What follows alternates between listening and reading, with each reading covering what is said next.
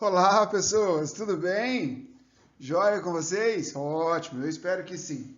Bom, nessa aula de hoje, eu vou conversar com vocês um pouquinho a respeito sobre biotecnologia. Esse assunto, em especial, ele pode ser cobrado, ele normalmente é cobrado, né? Em prova de conhecimentos gerais, ele é cobrado no Enem, e é um assunto que sempre é lembrado, principalmente no Enem. Esse assunto aqui é um assunto chave para o Enem, tá? O Enem sempre cobra alguma coisa relacionada a isso. Então vamos lá, meus lindinhos. Olha, por favor, eu não tenho bola de cristal, então não quer dizer que isto daqui não possa ser cobrado em prova de conhecimentos específicos. Por favor, eu estou falando, e já vi muitas vezes em prova de conhecimentos específicos. Não quer dizer, então, que eu falei que é comum cair em prova de conhecimentos gerais, que você vai cair em prova de conhecimentos gerais.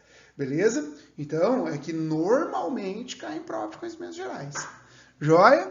Tranquilo? Então, vamos lá. Em relação à biotecnologia, ela é a área de estudo que utiliza seres vivos para produzir substâncias para o homem. Beleza? Então a definição que eu coloquei aqui em cima para vocês, ó, essa definiçãozinha é a definiçãozinha mais completa. Ó. É a área de estudo que utiliza micro-organismos, plantas e animais para a produção de substâncias úteis ao ser humano. Beleza? Quando eu vou dar aula no quadro, normalmente eu resumo, né? É a área que utiliza seres vivos para a produção de substâncias para os seres humanos. É isso. Perfeito? Então é interessante que você então grave isso, tudo bem? É uma área de estudo que utiliza seres vivos para a produção de substâncias úteis ao ser humano. Tudo bem? No caso da biotecnologia, então, tá? Ela se utiliza muito de uma técnica chamada de técnica do DNA recombinante, que é a nossa boa e velha engenharia genética. E aqui existem alguns termos que são extremamente importantes, algumas definições que são extremamente importantes. Tudo bem? Então, na técnica do DNA recombinante, é possível transplantar, eu vou até grifar, ó, transplantar genes de uma espécie para outra. Então, você vai pegar o DNA de uma espécie e colocar em outra. É isso. Perfeito? Então, assim vai criar uma molécula de DNA que não existia na natureza antes. Tudo bem? Você vai criar um DNA que não existia na natureza. Então, por exemplo, eu tenho um DNA de uma espécie 1 e um DNA de uma espécie 2. O que eu vou fazer? Eu vou cortar um pedacinho desse DNA aqui, por exemplo, ó, corto aqui, e vou inserir nesse outro DNA aqui, assim, formando um DNA recombinante, ó, tá vendo? Aqui eu tenho um DNA de uma espécie e aqui o DNA da outra espécie, formando assim um DNA que não existia na natureza antes. Perfeito? Então é assim que forma essa técnica do DNA recombinante. Essa técnica do DNA recombinante, ela tem a vantagem de você produzir substâncias desejadas com precisão e rapidez. Beleza? Então, com essa técnica, você vai produzir uma substância que você deseja com rapidez e precisão. Antes, nós precisávamos de, por exemplo, você pegar uma espécie e naquela espécie ela produzir uma substância que você queira, e aí você vai fazendo cruzamentos artificiais, para você conseguir uma determinada substância. Só que nem sempre essa substância era exatamente a desejada. Beleza? Não era bem aquilo que você queria. Tudo bem? Então, essa técnica do DNA recombinante, ela nos dá rapidez e precisão para a produção das substâncias desejadas. Ó, e aí eu até escrevi para vocês aqui, ó. Antes, dependíamos da seleção de mutações, dos resultados de cruzamentos artificiais ou de substâncias normalmente produzidas por algum organismo.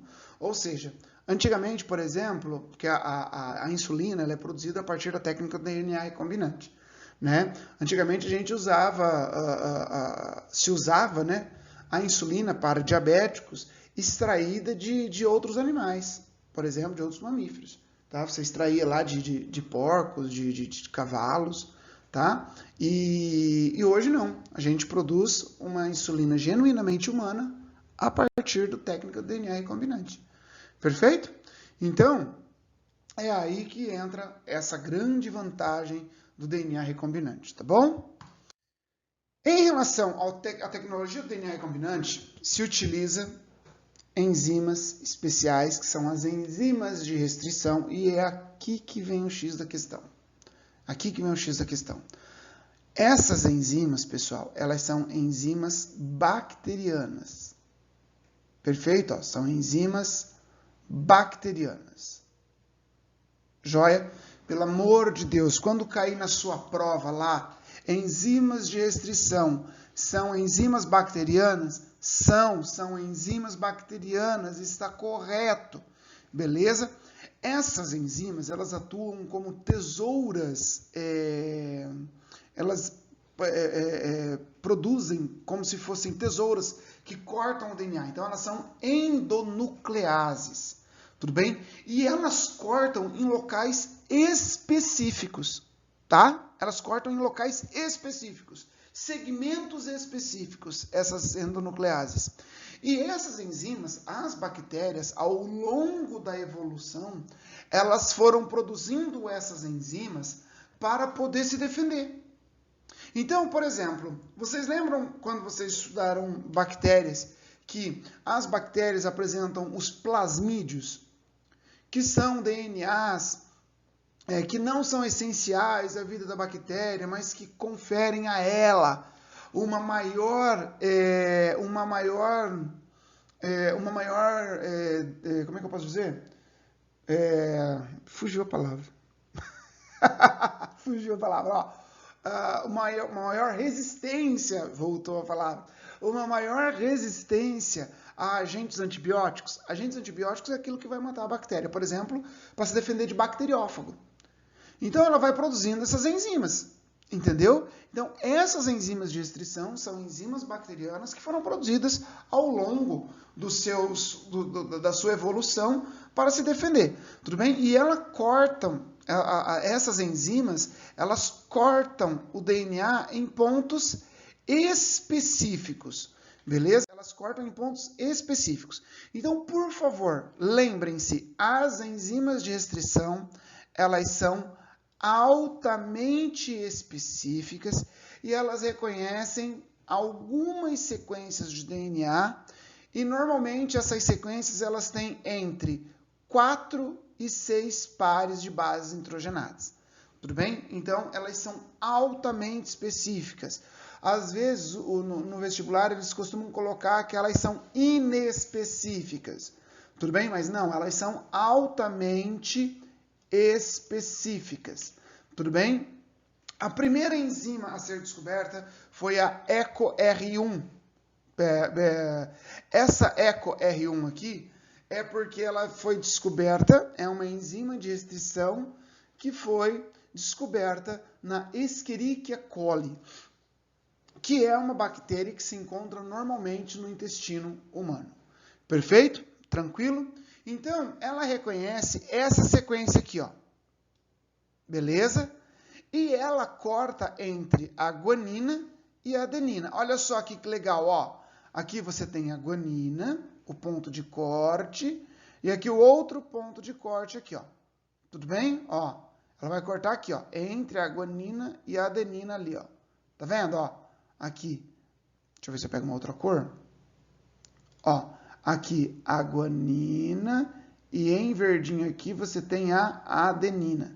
Tudo bem? Então ela corta exatamente nesse ponto e esses fragmentos que ficaram no DNA são chamados de fragmentos de restrição. Perfeito? São chamados de fragmentos de restrição. Então, elas cortam nesses locais específicos, tudo bem? Esse DNA. Joia? Então, como é que vai fazer para usar essa enzima. Na verdade, hoje já se conhece várias enzimas de restrição, tá? Dezenas de enzimas de restrição. Tudo bem? Então você não precisa ficar gravando onde cada uma delas corta. Não, você tem que saber que a enzima de restrição é uma enzima bacteriana, é uma endonuclease altamente específica. É isso que você precisa saber. Tudo bem? Aqui eu coloquei alguns exemplos, aqui do lado eu coloquei alguns exemplos, mas é só para título de conhecimento. Tudo bem? Joia? E pela descoberta do DNA recombinante, tá? Aí tá a placa aí do Prêmio Nobel de Medicina, tudo bem? Pela descoberta, os 3 cientistas, o suíço Arber e os estadunidenses Nathan e Smith, eles receberam o Prêmio Nobel de Medicina e Fisiologia de 1978. E o que tem de muito importante em 1978? O que mais tem de importante em 1978 na história mundial? Eu nasci. Eu nasci em 1978. Bom, vamos lá então. É sacanagem, né? Bom, então como que eu faço para construir um DNA recombinante? Tudo bem? Como que eu faço para construir esse DNA recombinante? Bom, primeira coisa, eu tenho o DNA que eu quero clonar, eu quero o DNA que eu quero utilizar, tudo bem? Então eu vou pegar esse DNA e tratar com uma enzima de restrição, e com a mesma enzima de restrição, eu também vou cortar o plasmídio da bactéria. Então lembre-se, eu tenho que tratar o DNA que eu vou trabalhar, mais o DNA da bactéria que eu vou utilizar para clonar esse material, tá? Eu vou usar as mesmas enzimas de restrição. Por quê? Ele vai cortar no mesmo lugar. Tem que cortar no mesmo lugar. Aí, esse aqui então é o gene que eu quero. Ó, esse aqui é o gene que eu quero. Tá? Eu vou cortar ele com a enzima de restrição. Aqui eu vou cortar o plasmídio, que isso aqui é um plasmídio, que é um DNA pequeno e circular das bactérias. Tá? E aí, usando uma enzima chamada ligase, eu pego o DNA que eu quero clonar e vou inserir no plasmídio. Então, aqui está o DNA recombinante formado pelo plasmídio mais o DNA clonado. Então, eu construí esse DNA recombinante. Agora, esse DNA recombinante, eu vou inserir ele em uma bactéria e toda vez que a bactéria se multiplicar, ela vai passar esse DNA recombinante às suas descendentes. Entendeu? Toda vez que a bactéria se multiplicar, ela passa esse DNA aos seus descendentes. Beleza? E esse processo de que a bactéria ela passa esse DNA aos seus descendentes, ele é chamado de clonagem do DNA, que é o mais comum de cair em prova, por isso que eu coloquei em vermelho. Pode ser chamado também de clonagem molecular ou clonagem gênica. Beleza? Então, ó, esse processo de produção das cópias de DNA que eu estou fazendo lá na bactéria a partir da sua replicação é um processo chamado clonagem de DNA, clonagem molecular ou clonagem gênica. Põe um ponto de exclamação nisso aqui. Ai, professor, eu esqueci. Te desejo uma combustão espontânea, pequeno gafanhoto. Professor, eu não sei o que é combustão espontânea. É pegar fogo. Entendeu? Eu já estou nervoso. Vamos lá, então. A partir desse processo, tá, se produz a insulina, que é o hormônio humano que controla a taxa de açúcar no sangue, que é produzido pelo pâncreas, beleza? Esse hormônio aí, o mais famoso dele, nas provas a ser cobrado, é a insulina, beleza? Por causa dos diabéticos. Também pode ser produzido o hormônio GH, para fazer tratamento de crescimento, que ele é o hormônio do crescimento. Eritropoetina, que é o hormônio que estimula a produção das hemácias. Fator 8 de coagulação para os hemofílicos. Tudo bem? Tranquilo? Então, essas são algumas das substâncias que podem ser produzidas, tá, através da técnica do DNA recombinante. Porém, é óbvio que a técnica mais importante é a clonagem da insulina. Olha só. Então, aqui você pega o gene humano, tá? Você vai pegar o plasmídio, os dois são tratados com as mesmas enzimas de restrição. Você produz, então, um DNA recombinante e vai colocar numa bactéria hospedeira. Essa bactéria hospedeira, ela vai se multiplicar, né? Aqui, e essas bactérias aqui, elas produzem insulinas humanas.